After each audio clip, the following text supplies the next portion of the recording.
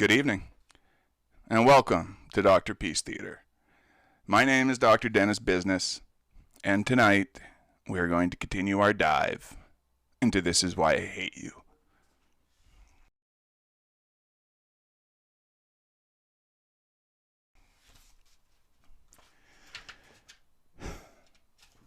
I hate this book. I hate it. I hate it more than the last. I think I'll probably hate it more than any in the future. I don't even want to read the fucking rest of it. This is the worst. This book has no story. None. Chapter 23. We Are the Monsters. Corey has very little time left before she leaves Korea. Asher and Austin have been off the grid since I made Asher bleed. They both refuse to report me to anyone because they know that the lieutenant colonel is on my side. All I'd have to do is tell them about them harassing my loved ones, and he'd sign off on most any response I chose to take. We're predators. People who are responsible for the safety of others. We tend to understand one another. People like us hate people like Austin and his crew. The more they suffer, the safer we feel. Corey and I were posted together today. We had the normal duties of watching the fence, controlling entry to the base, and somehow staying awake in the process. The usual boredom ensued, but being with Corey was pretty amazing considering we were able to just talk most of the day away. Because of what was going on in Corey's life, they wouldn't even let her have a weapon anymore. They said her being discharged soon made her less likely to be responsible with weapons.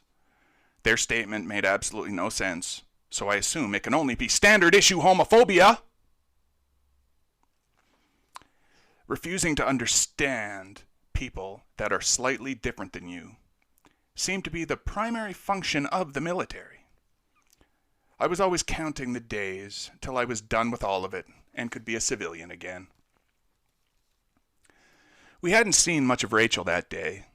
She had actually been distant from me due to how much time I was spending with Corey.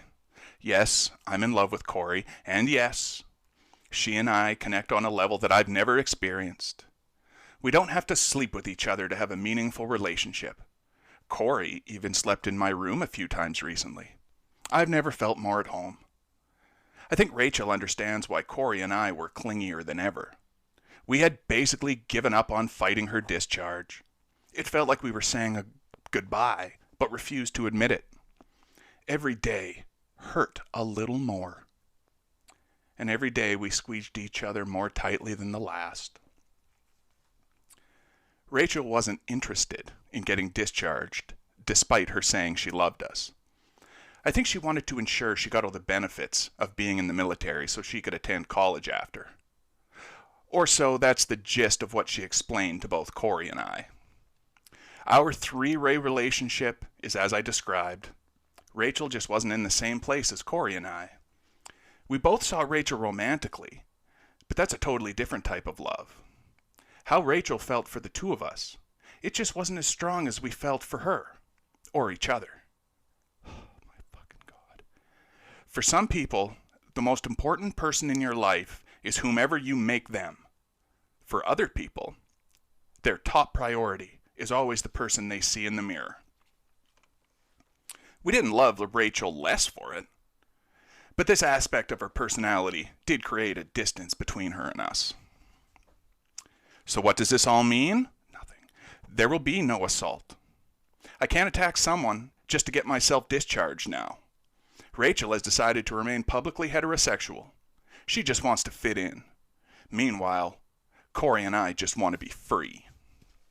We don't care anymore. It doesn't matter what happens, so long as we still have each other. You might have wondered why I didn't say I was gay to the shirt and gotten discharged as well. It's not that simple. When you say you're gay, you have to prove it with evidence or it has to be reported by notable witnesses. Everyone I knew wasn't gay, and thanks to rumors being spread, basically every other person knew about Corey's natural-born preferences. It was too late. We ran out of luck, and our time together was dwindling. As our shift came to an end and the posting bus came to pick us up, I saw one of the 4 men who stood by Austin in front of the chow hall was driving. I rarely saw this man around before. I quickly identified him by his tag. His last name is Jacobs. Senior Airman Jacobs.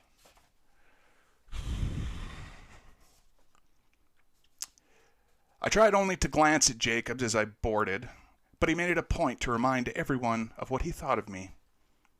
He screamed as I walked to sit with Corey on the posting bus. "Behold, skanks and gentlemen, the Colonel's golden boy / eye-pulling psychopath, all hail!" Silence overtook the area as he sat there like a fool, clearly expecting applause or at least laughter. Problem was, the bus was full of people who had just worked a long shift. None of us were amused. Later that evening, Rachel, Corey, and I all eat dinner at the same restaurant we usually did. Rachel said, "So, here we are. Almost time to say goodbye." Corey sarcastically replied, "Well, at least after this, the 2 of us will still get laid." I sadly smiled at Rachel and tried to reassure Corey. I said, We'll do all we can to be near you again soon. Hell, I could even marry you. Then the military would have to let you go with us everywhere we went." It was an epiphany that left my lips before I could even process the thoughts. Corey was shocked. She didn't know what to say. Rachel spoke up. "That's actually a really good idea. You'll get all that extra housing pay, plus we could all live together off base." I smiled. I was glad they liked the idea. Where did that even come from? Feeling somewhat conflicted, I added, "Unfortunately, even if we did get married right away, it would still take time for the paperwork through. So we'd be without Corey for at least a couple of months." Corey jumped in. "I wouldn't mind. I'd be able to see you guys again. It's so awesome." I could see Corey was very excited by all of this. So much so, after a few moments, tears of happiness were filling from her eyes. Witnessing her enthusiastic response eliminated my reservations. I laughed and put my arm around her, pulling her close to me. "Come here," I said as I kissed her on the cheek. Rachel leaned forward and asked, "Can I be the maid of honor?" It was one of the best things I had heard all week. Both Corey and I lost it laughing at the fucking restaurant. Both Corey and I had mixed feelings about Rachel. She did prioritize herself a lot before anyone else. But she still loved us. We could trust her with most everything. We walked out of the restaurant together into the darkness. The roads were normally well lit, but tonight it felt so much darker. As we walked back to the dormitories, I could see someone standing in front of our building looking confused. The unidentified person yelled, "Hey, Linfeld! Can I get your help, man?" I recognized that voice. It was the guy who drove the posting bus. Jacobs. Knowing Jacobs was a continuous threat to all 3 of us, I spoke softly to the 2 girls to ignore him and tried to walk with them inside. Both girls were on the opposite side of Jacobs, so if he did something, I would be the first to receive it. As we passed Jacobs, he grabbed my arm to stop me and said, "Sup, man? I just need your help, bro."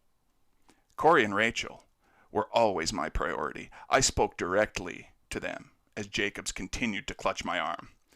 "You 2 go inside. I'll be in soon. As the girls headed towards the entrance, Jacob said, "So you're a tech guy? I need tech help, bro." I replied, "I'm not a tech guy. What are you talking about?" The entrance door closed and the two girls were well on their way to their rooms. As Corey and Rachel walked to their rooms, everything seemed normal. They talked about calling an officer on patrol like they did before when we were confronted in front of the chow hall. I didn't know it was Corey specifically who called before, but she was just looking out for me. The halls were cold as usual, and were somehow worse lit than the streets outside. Looking back, the hall filled with flickering bulbs felt like a warning screaming out to Rachel and Corey, but it fell of deaf ears. As Rachel entered her room, she began walking around it with her phone lifted above her to get a signal so she could call the police this time around. Corey said, "Please hurry! Something feels very That's when Corey was...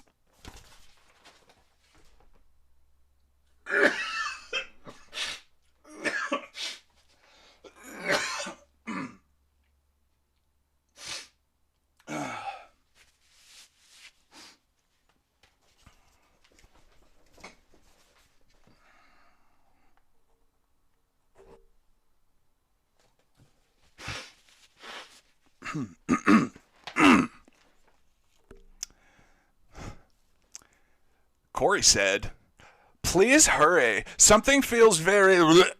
That's when Corey was smacked on the back of the head by one of those three men waiting in the room for them.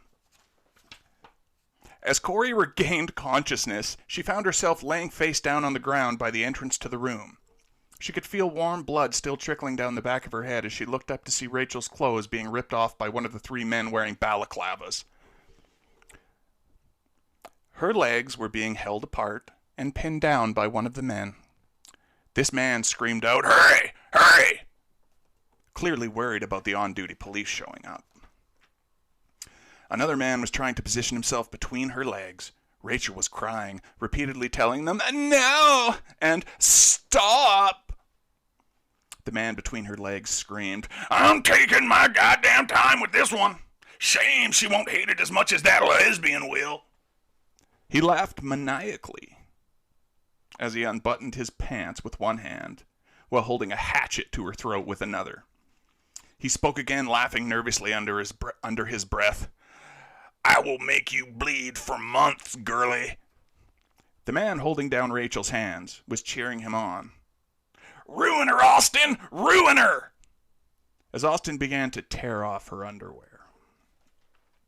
Corey was completely frozen and remained barely conscious. She lay paralyzed, still bleeding on the floor as I walked in. None of the attackers had the slightest clue I was in the room. They were so desperate to violate Rachel.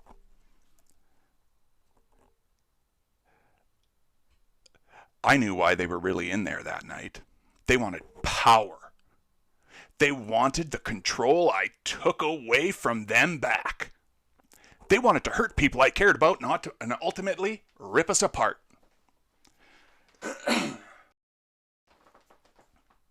I could never let this happen to my girls. What are you, a fucking pimp? What I did came naturally. Slaughtering them for harming Corey and Rachel wasn't even a choice. It felt like a instinctual, primal response. I would have stopped to help Corey, but there was no time. Rachel was their target right now. I walked past Corey and unleashed every bit of anger I had ever felt on them. The first person I killed was the man holding Rachel's feet. He was no doubt one of the four who stood outside at the chow hall. It was fairly easy cutting open his throat. At first, the blade didn't quite dig in due to not being too sharp and lacking a serrated edge. To compensate, I took the tip of my knife and forced it into the side of his neck before he could react. I intentionally faced the blade away from his spine so I could slice outwards. Once the first drop of blood left his flesh wound, the rest of his neck followed without resistance. As my knife tore out of his body, blood gushed violently, splattering them all next to us. He went down so easy. His only concern now was keeping the blood inside his body. But from the way I cut him, he'd be dead before your average commercial break. What a pathetic waste of human life. I just did the world a service. The seconds he spent bleeding out on the floor were too good for him. Sadly, there was no time for him to enjoy watching the blood pour out of him, or to contemplate his wasted life. I had to move on to the next one. The man in line to violate Rachel was in fact Austin. No one else I knew wore a patch, and even if I did, no one else with a patch had motive. The truth is, strangers don't commit the majority of assault crimes, but rather it is always people known by the victims. How sad is that? This one-eyed freak would have no real motive to attack a girl he never met. He was here to get back something he felt we took from him and was too stupid to do it in a form outside physical force. Rape. Austin's lack of peripheral vision made plunging my knife into his other eye that much easier. All I had to do was attack from his bad side, and it was lights out. It felt like my knife went right through his entire brain into the back of his head. Unfortunately, the knife got jammed somewhere in his skull, and I had no time to dig it out. I still had to deal with what I assumed was Asher. So Austin somehow managed to scream in agony. Instead of dying instantly, I lurched towards Asher. Unfortunately for Asher, I had to kill him creatively using my bare hands. It didn't take me much longer than the others, but this time around, an open casket funeral would be completely out of the question. I improvised by taking Asher's hillbilly head and slamming it against the radiator heater repeatedly. Once his body went limp after about the sixth crushing blow, I removed his balaclava so I could appreciate the symbol of justice that was his now partially shattered face. After only a second's hesitation to appreciate his now broken face, I continued bashing his head into the vent till I could be absolutely sure he was completely and irreverently dead. But I made a mistake. I took too much time with Asher. He was gone. Why did I keep going? Arthur, God! Corey screamed as the now completely blinded Austin rose up behind me, grabbed the back of my shoulder, and planted his hatchet deep in the back of my skull. I fell to the sound of the two women I loved most screaming in harmony.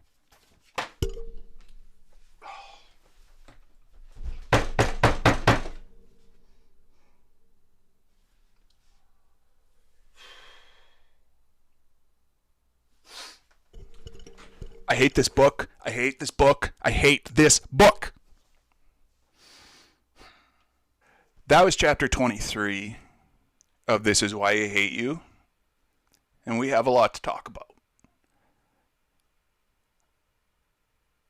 And we will. I promise. But until then, this has been Doctorpiece Theater. And my name is Dr. Dennis Business. And as always, my friends,